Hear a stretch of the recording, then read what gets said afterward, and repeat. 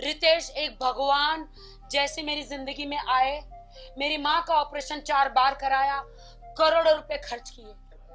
नहीं, मैं आदिल को अपना हस्बैंड नहीं मानती हूँ अब, क्योंकि मैंने डाइवोर्स मैं फाइल कर रही हूँ। मैं बैंकक्रप्ट हो गई, मेरे पास नहीं है पैसा। मेरे भाई को बोला, भाई मेरी माँ को हॉस्पिटल में एडमिट करा दो, बिग बॉस से आने के बाद कोमा चली गई है, कुछ करो भाई। तो भाई ने मुझे आप प्रूफ दीजिए, अगर मैंने उसे धमकी दी है तो मुझे प्रूफ दीजिए। उसको ट्रक से, वो बाइक चला रहा था, ट्रक से उसको उड़ा दिया आदिल ने। और आदिल ने मुझे बोला कि आज भी आदिल राखी को अपनी बीवी मानता है और बहुत प्यार करता है। ये उसका स्टेटमेंट है। और आपको लगता है कि मैं तब तक, आप लोग मीडिया वाले हो, सच का सच, सच का झूठ का झूठ आप लोग बताते हो। आप लोग कब पहुंचे? जब मैं ऊपर से नीचे आई बॉडी बांध के, मैं, मेरी अकेली, मेरी फ्रेंड राश्री और फाल्गुन, आप नहीं थे, राश्री और मैं, मेरा भाई, हम लोग थे। तब मैं जब ऊपर से नीचे आई तब आप लोग नीचे थे ना। क्या ऐसा हुआ था कि जब आप आने के बाद में ऊपर गई थी? ऐसा नहीं हुआ था। नहीं, पहले सवाल आप नहीं पूछेंगे।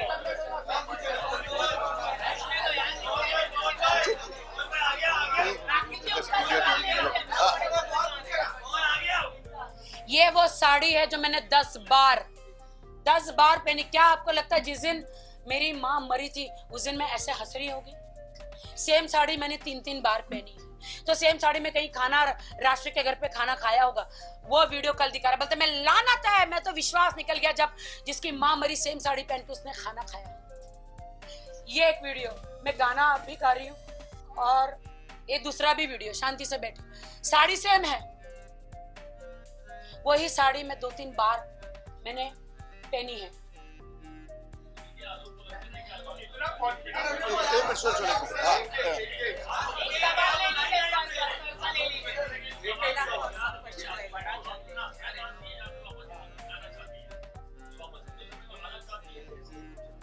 नहीं, मैं आदिल को अपना हस्बैंड नहीं मानती हूँ अब, क्योंकि मैंने डाइवोर्स मैं फाइल कर रही हूँ। उन्होंने इतने घिनौने इल्जाम मेरे पे लगाए कि रितेश और मैं लंदन में एक कमरे में थे।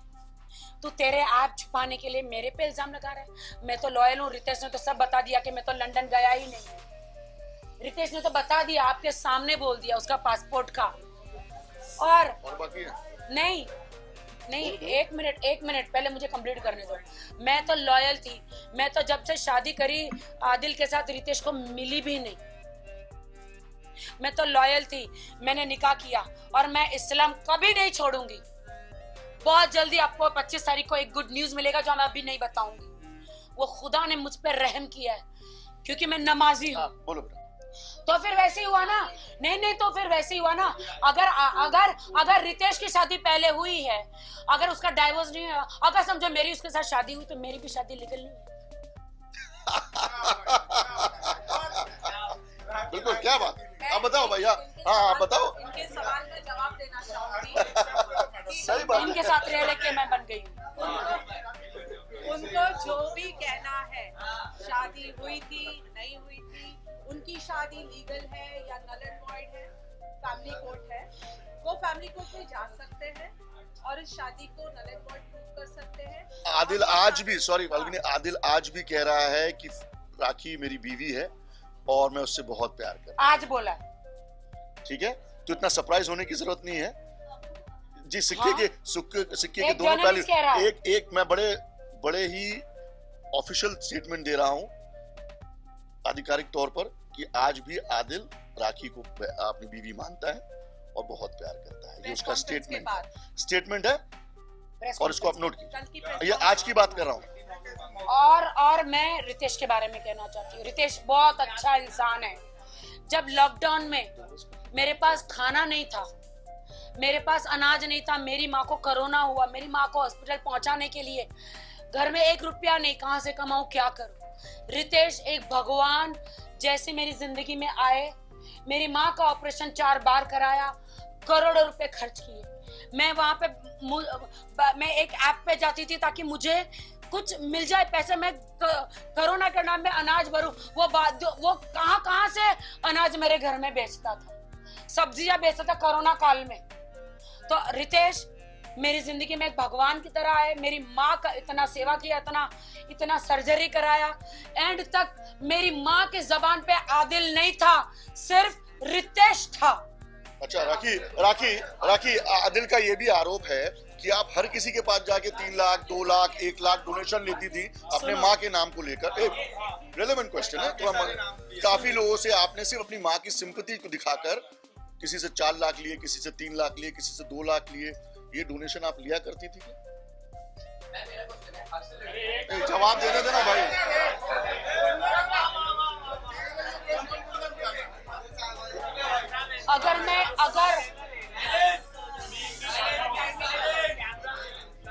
अगर मैं किसी से 2 लाख 3 लाख सब लेती हूँ मेरी माँ के नाम पे, तो सलमान भाई के पास मुझे भीख मांगने की जरूरत नहीं पड़ती कि भाई मेरी माँ को बचा लो।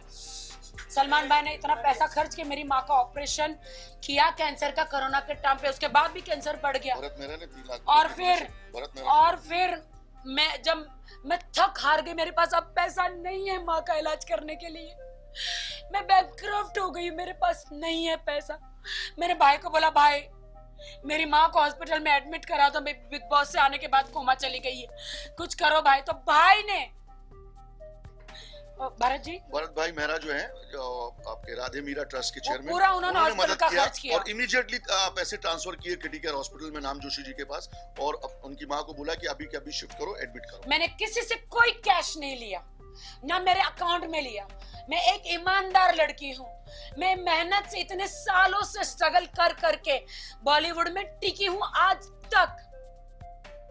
मुझे कोई जज ना करो, इसको स्टार बनना है, इसको बिग बॉस जाना है, इसको फिल्म स्टार बनना है। आदिल 4 वीडियो कर लोगे, सी ग्रेड की 4-5 फिल्में कर लोगे, गायब हो जाओगे एक दिन। एक लड़की को इतना बदनाम मत करो। फाल्गुनी जी, जैसे राखी ने कहा था कि 1 करोड़ 60 लाख इसमें उन्होंने इन्वेस्ट की थी गाड़ियों में, तो उस चीज को लेकर अभी क्या स्टेटस है वो आप बताइए तो चेक। अच्छा हाँ, ये बहुत अच्छा क्वेश्चन है कि आदिल दुरानी ने कहा, सुनिए,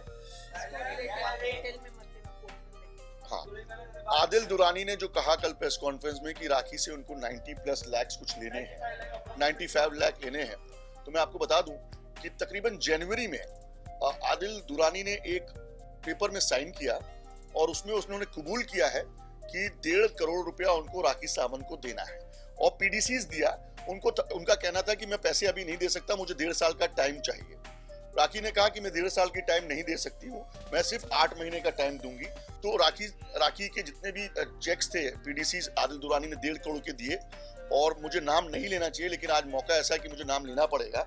अनस भाई जो मेरी बहन जैसी जो है, सना खान के हस्बैंड है, वो एग्रीमेंट, वो पीडीसीज आज भी उनके पास है, सारे चेक्स उनके पास हैं। जब मेरा किसी से 95 लाख रुपीस निकलता है तो मैं क्यों 1.5 करोड़ के पीडीसीज उसको दूंगा, और एक टाइम लिमिट रखूंगा एग्रीमेंट में कि मैं 30 सितंबर तक ये पेमेंट कर दूंगा।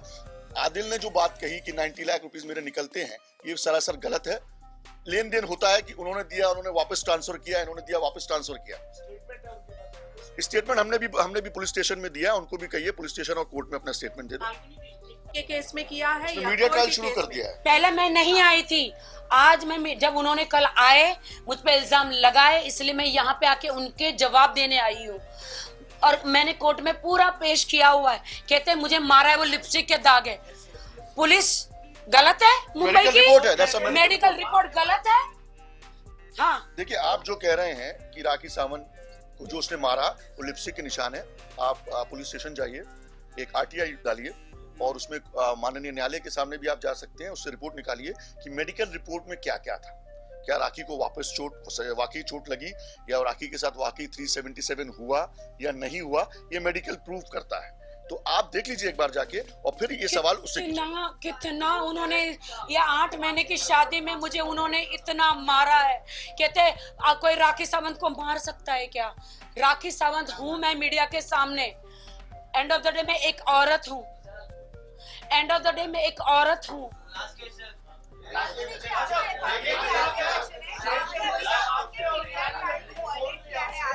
मीडिया ट्रायल नहीं, कंडीशन। आप कौन से मीडिया से हैं?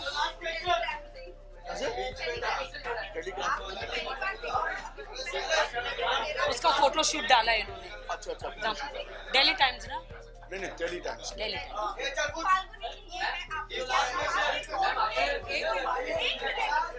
एक मिनट में बहुत ऐसे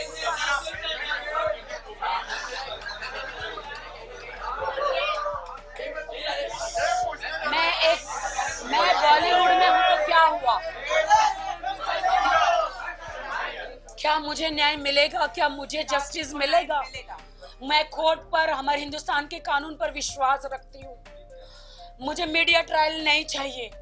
मैंने जो भी मैं बॉलीवुड में हूँ तो क्या मेरी कोई सच्चाई नहीं? क्या मैं बॉलीवुड एक्ट्रेस हूँ तो क्या मुझे कोई हक नहीं है पुलिस स्टेशन जाने का? मेरे साथ गलत हुआ है, आदिल खान दुरानी ने किया है। मुझे इतना मारा पीटा, टॉर्चर किया है शादीशुदा जिंदगी में, उनके इतने अफेयर्स रहे हैं, मैं इतना सारा हुआ है, लेकिन मैं कभी सामने नहीं आई। लेकिन जब मेरी माँ के साथ जब बुरा हुआ तब मैं आई हूँ सामने। मुझे जज मत करो, कोर्ट पे फैसला छोड़ो।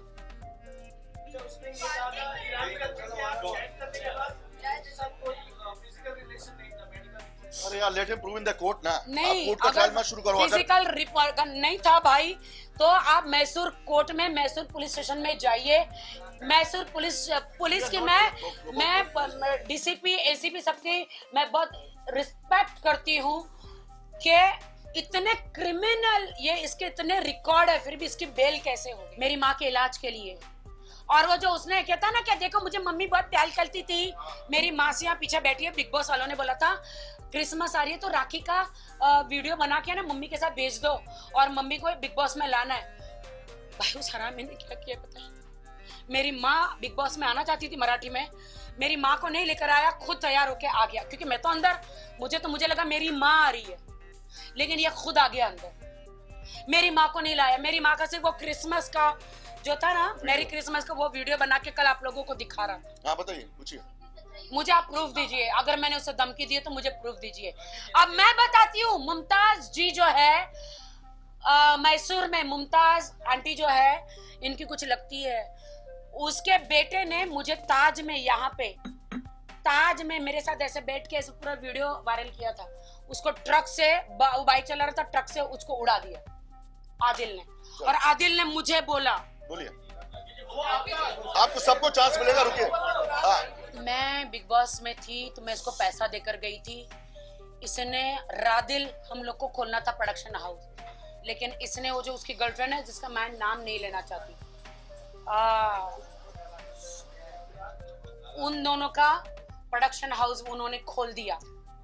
उन्होंने उसके नाम का प्रोडक्शन हाउस खोल दिया, मेरे पैसों पे मेरी ऑफिस, मेरा हस्बैंड, मेरी जिंदगी ऐश कोई और कर रही है। आप समझ रहे हो? और मैं पैसे देकर गई थी, वो मेरे पास पूरे रूम बुक करने के पूरे प्रूफ है। कितनी कितनी लड़कियों के साथ होटलों में इन्होंने किया, वो सारे प्रूफ है, सारे वीडियो, सारे प्रूफ है मेरे पास। और मेरी माँ को इसने कभी पैसा नहीं दिया। मैं 10 लाख रुपया देकर गई थी, मेरी भाभी ने हाथ जोड़ा के इसकी माँ कोमा में चली गई है, इसकी माँ कोमा में चली गई है, एक मिनट, इसकी माँ कोमा में चली गई है, पैसा दो। ये फोन नहीं करता था, बिल्कुल भी भाभी का फोन नहीं उठाता था, और मेरी माँ कोमा से ऊपर चली गई।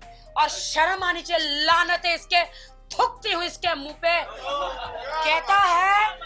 कहता है आदिल खान दुरानी, थूकती हूँ इसके मुंह पे। कहता है कि जिस दिन इसकी माँ मरी वो बिरयानी खा रही थी। नहीं, प्रेस कॉन्फ्रेंस आप लोगों ने लिया, देखा हमने भी है यार उसको।